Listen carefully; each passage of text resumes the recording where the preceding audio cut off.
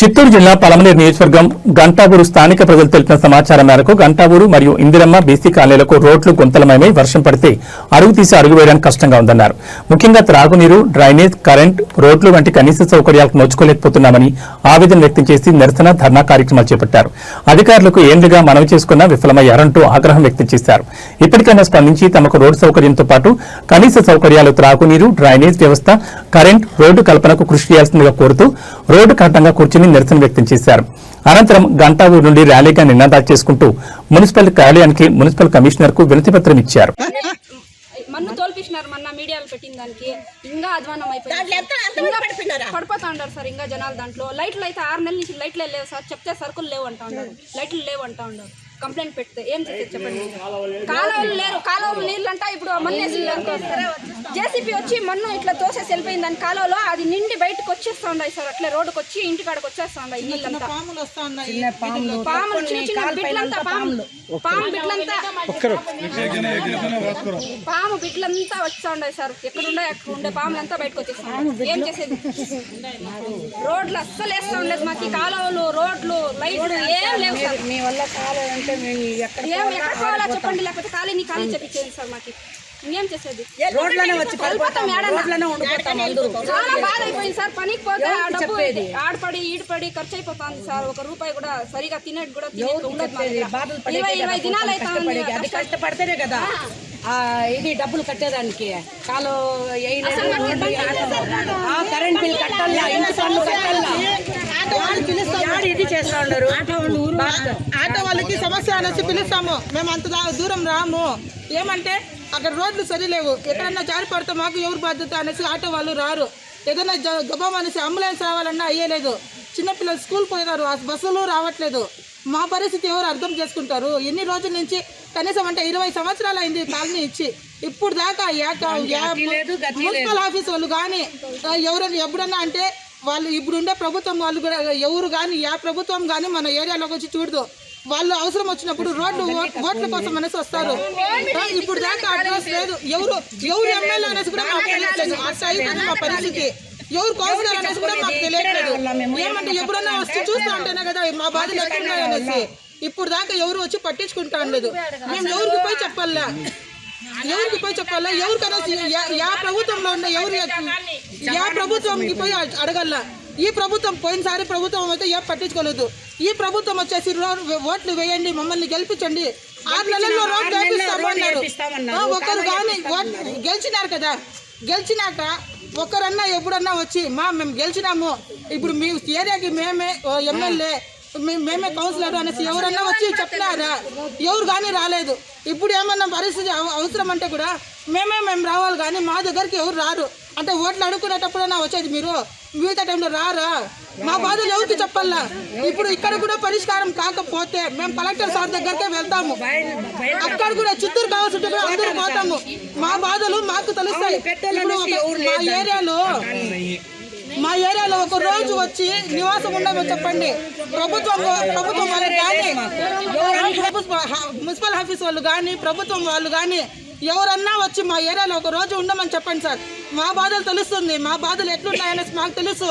ఎందుకంటే చిన్నపిల్లలు ఉన్నారు, పెద్దోళ్ళు ఉన్నారు, ముసలాళ్ళు ఉన్నారు. ఆ కాలంలో మట్టి తోల్పించినారు, మొన్నేమో తోల్పించినారు, మీడియాకి పెట్టినారు, వాళ్ళు వచ్చి చెప్పినారు అనేసి. ఇంకా ఘోరంగా అయిపోయింది. ఆ పరిస్థితి ఎట్లుందంటే ఆటోలు రావట్లేదు. కనీసం అంటే 1.5 కిలోమీటర్ నడుచుకొని పోయి అక్కడ ఆటో ఎక్కల్లా. ఎట్లా పోతాం సార్? ముసలాళ్ళు ఉంటారు, అంత దూరం నడవగలరు, చిన్న పిల్లలు ఉంటారు. ఏదైనా జ్వరం వచ్చినా అది కాలువలు ఫుల్గా నిండిపోయినాయి వానలకి నీళ్లు. దాంట్లో చిన్న చిన్న పురుగులు పడిపోయి డెంగ్యూ అంట, మలేరియా అంట, టైఫాయిడ్ అంట అట్లాంటి జ్వరాలు వస్తున్నాయి సార్. అది ఎవరు చూస్తారు సార్? మేము కూలీ నాలిపోయి ఆ పెట్టిన డబ్బులంతా పిల్లలకి, పెద్దోళ్ళకి, హాస్పిటల్కే పెట్టేస్తే మనం ఎట్లా సార్ బతికేది? 2006లో వచ్చినారు సార్. 2006లో వచ్చినారు సార్ జాగాలో. మేము ఇల్లు కట్టుకున్నాము. 4 మసీదులు, 6 దేవాలయాలు, 2 చర్చిలు ఉన్నాయి. ఎంత జనాభా ఉంటే అంత ఉంటారు జనాభా. అన్నీ ఉంటాయి, గుళ్ళు కానీ మసీదులు కానీ ఏదన్నా కానీ దానికి ఒక కాలువ లేదు, ఒక రోడ్డు లేదు. ఎవరు సచ్చినా ఎవరు బతికినా ఎవరు రాడు. ఒక గర్భవతికి పిలుచుకొని పోవాలన్నా కూడా ఆటో నేను రాను అంటాడు. ఎందుకంటే ఆటో తగిలిపోతుంది, మా మీ ఏరియాకి వస్తే 500 ఇస్తే కూడా మేము రాము అంటారు. రియాలిటీ అయిన మాట ఇది.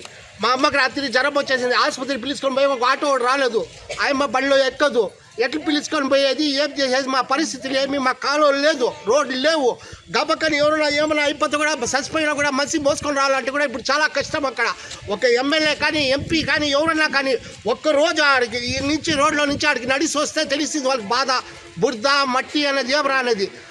రోడ్లంతా గుంతలు మన జేసీబీ తెచ్చినారు, గుంతలతో వేసినారు, అమ్మనేసారు, ఇంకా ఇంకా బండి కూడా పోవడం లేదు. రియాలిటీగా మనిషి నడిచే కూడా జాగలేదు ఆడ. రాత్రిలో కరెంట్ పొడిస్తే కరెంట్ రాదు, బిన్నే ఈది లైట్లో అసలు లైట్లో వెలగలేదు. ఏమైనా మాట్లాడితే రాసి ఇచ్చినాము, మాకు పని లేదు అంట. మేము 2006 నుంచి ఇంతవరకు కిస్తీలు కానీ ఏమైనా కానీ కడతాన్నాం కదా, ఏమైపోతాయి డబ్బులు, ఫైన్ వేసి కడతాన్నాం కదా, ఆ డబ్బులంతా ఏమైపోతుంది. కనీసం అంటే ఇన్ని 4 మసీదులు 8 గుళ్ళు ఉన్నాయి, ఇంత దానికే డెవలప్మెంట్ అంటే చిన్న చిన్న పల్లికి 1 కిలోమీటర్కి 4 కిలోమీటర్లు వేసారు సిమెంట్ రోడ్లు. మాకి రోడ్డు లేదు, కాలువ లేదు, ఏరుకోవాలన్నా ఆడే, ఉచ్చలు పోయాలన్నా ఆడే, కడుక్కోవాలన్నా కూడా ఆడే. అదే పరిస్థితి అయిపోతుంది మాది. గుంతలు తోపించుకోవాలంట, జేసీబీ వస్తే గుంతలతో 10,000 అవుతుంది, మొత్తం 20,000 ఖర్చు. ఒక ఇంటికి గుంత కొట్టాలంటే 20,000 పెట్టి కొట్టిస్తే దాంట్లో బిన్న నిండిపోతుంది, అది బయటకు వచ్చేసింది. అది గొడవలు, ఇదే పరిస్థితి సార్ మాది. रोड हाँ से पकड़ गया था अच्छा रहता ना फोटो తీసుకున్నా వెనకాల రాత్రి రోడ్డు పరిస్థితి అది అట్లా ఉండదు. ఒక బండి పోదు, ఏమి పోదు, మాకు పోతా అంటే పడిపోతాడు.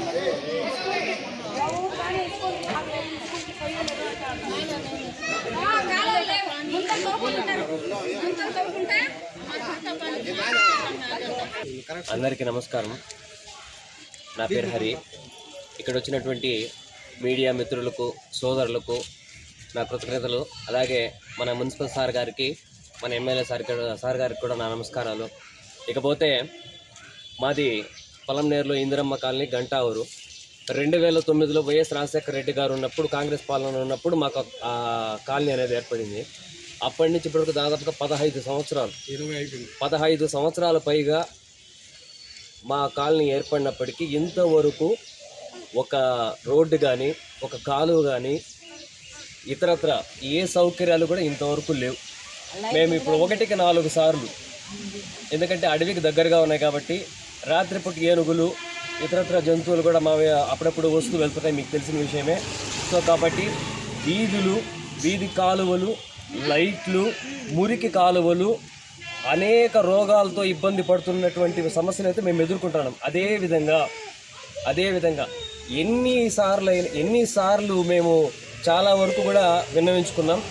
రోడ్లు సక్రమంగా లేకపోవడం వల్ల కుటుంబాలతో వెళ్ళేటప్పుడు, వచ్చేటప్పుడు, ఈ వర్షాలు పడినప్పుడు మరీ దారుణంగా 1 అడుగు 2 అడుగుల పాటు గుంతలు ఏర్పడుతున్నాయి. నీళ్లు వల్ల ఎంతోమంది పడినారు, దానికి ప్రూఫ్లు కూడా ఉన్నాయి, ఎంతోమంది చేయించుకున్నారు.